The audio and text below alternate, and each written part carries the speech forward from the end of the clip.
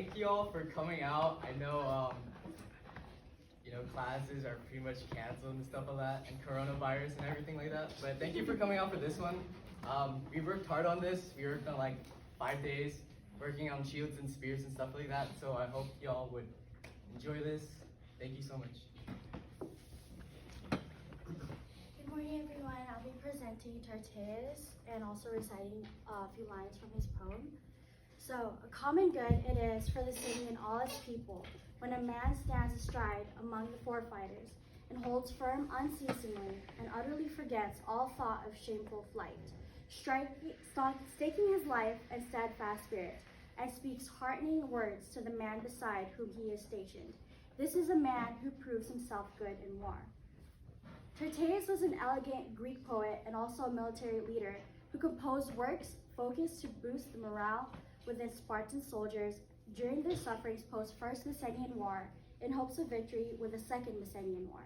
Such wars were conducted during Greek behaviors of settlement, seeking Messenian land good for plowing and planting. What is the purpose of leaving an abundant life to roam hopeless? His works of ethos are war poetry, written to call young men to arms.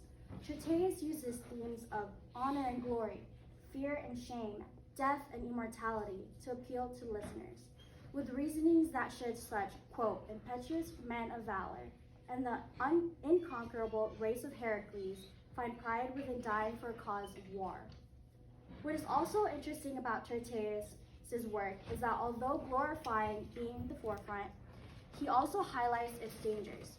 Hoplite military equipment then consisted of heavy shields and spears, held by the arms of men in uniform, wearing helmets that could barely provide great sight, hearing, nor comfort, illustrating the exposure to their enemy and importance of the soldiers' togetherness and strict formations for ranks. Let each man hold his place, legs well apart, feet planted on the ground, chest and shoulders covered by the belly of his broad shield. Brandish your spear in the right hand and shake your crest above your head.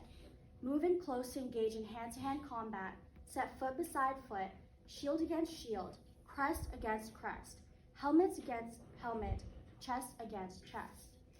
Better it is to die in the forefront and bring honor and glory to your family than to flee in terror. A soldier, especially the young, of which Tarteus specifically called to, is remembered by the young and old of his city in stories of admiration. For example, Tarteus wrote that the older soldiers were to have their lives preserved in dignity, personifying attraction, beauty, life, and bravery. His good repute never perishes, nor his name, but under earth though he be, he proves immortal, since he was doing good deeds of prowess and standing firm and struggling for his city's and children's sake when fierce Ares brought his down. Thank you. I am King Leonidas, and we are the premier elite infantry of the Greek era. We are the Hoplites. Made up of free citizens, we fight for our land, family, and city. Hoplites, Formation 1, Phalanx.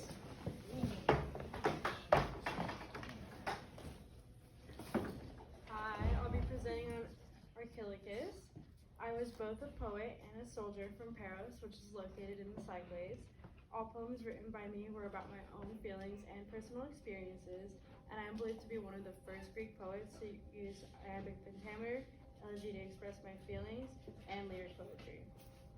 I'm believed to have fought on the lands of Paros against the Thracians, who are believed to be the ancestors of modern-day Bulgarians. As an experienced soldier, I have extremely strong opinions on warfare and, of course, one's personal experience in battle. I famously threw away my shield after battle, as explained in one of my poems. Let who will boast their courage in the field, I find but little safety from my shield. Nature's, not honor's law we must obey, this day be cast my useless shield away. And by a prudent flight and cunning save, a life which valor could not from the grave. A better buckler I can regain, but who can gain another life again? I believe my intelligence saved my life on the battlefield, not my shield. In simple terms, my advice to all soldiers is having courage during warfare or even effective armor cannot save a soldier's life. For my own personal experience, intelligence and cleverness can protect one on the battlefield.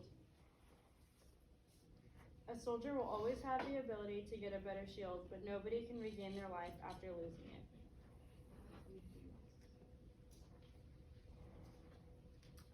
With the Phalanx, we fight shoulder to shoulder, man to man. Our shields protect us and the man next to us.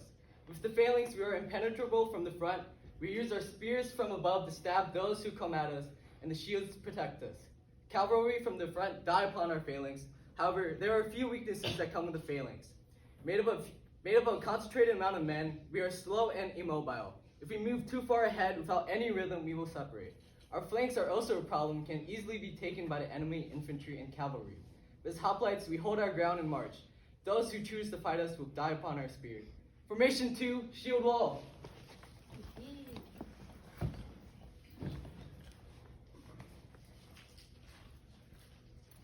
This is a display of inquiry of Herodotus, so that things done by man not be forgotten in time, and the great and marvelous deeds, some displayed by the Hellenes, some by the barbarians, not lose their glory. In the Battle of Marathon, the space between the two armies was about a mile, and the Persians, who saw the Athenians advancing towards them on the double, prepared to meet their attack.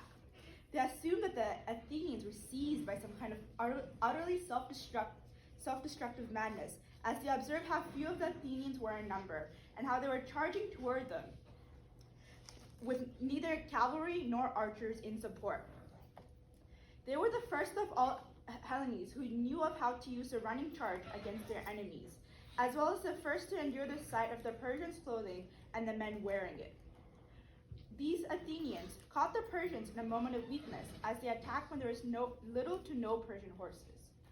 At the end of Battle of Marathon, about 6,400 of the barbarians died, and of the Athenians, 192.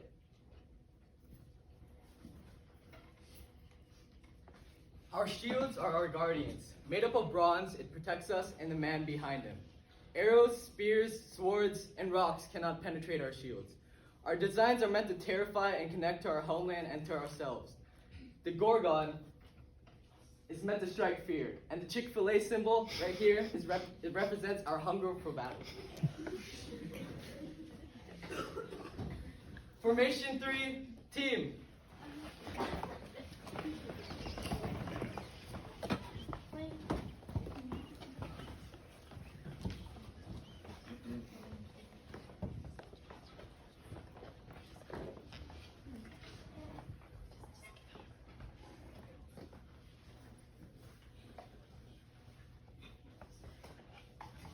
Battle of Thermopylae is a battle that happened a decade after the Battle of Marathon.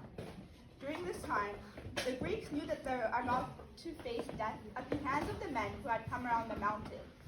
And so they extended their utmost strength against the barbarians, with reckless desperation and no regard for their own lives. By this time, most of their spears had broken, so they were slaying the Persians with their swords. And it was during the struggle that Leonidas fell, the man who proved himself the most valiant of them all. On this spot, they tried to defend themselves with their daggers, if they still had them, or if not, with their hands and teeth. Phalanx to phalanx battles are a hard-fought engagement that comes down to experience. Each side comes with the same shield, spear, and helmet. Battles must be won on tactics, experience, and morale. This is when infantry and cavalry must hold the day. When phalanx are fighting spear against spear and shield against shield, it is hard to kill the other one. While soldiers are fighting in the front, soldiers in the back cheer on their comrades. Hoplites. Formation 5, single combat.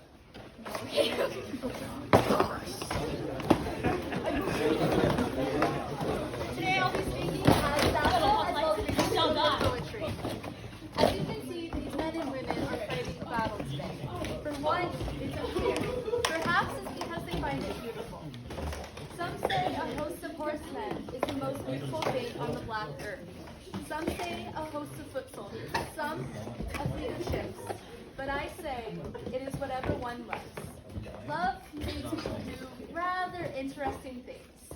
Love is what they say started the Trojan War, you know. Or maybe it's just the kings leading the armies who find the wars beautiful. And these men and women are just doing what's asked of them. I shall pray, and ask the gods to grant these men and women a safe passage home when the war is over. Hesperos, bring all the things back which bright dawn scattered. You bring the sheep, you bring the goat, you bring the child home to the mother. Finally, once the phalanx has been broken, it is hand-to-hand combat. We drop our sacred spear and we fight with a sword and fist. This is when it comes down to who wants it the most. Who wants to live? Who wants to fight again for their city? Who wants to fight again for their family? Hoplites, formation 0.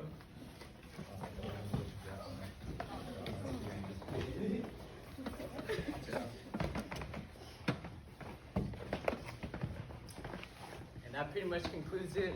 Thank you all for listening.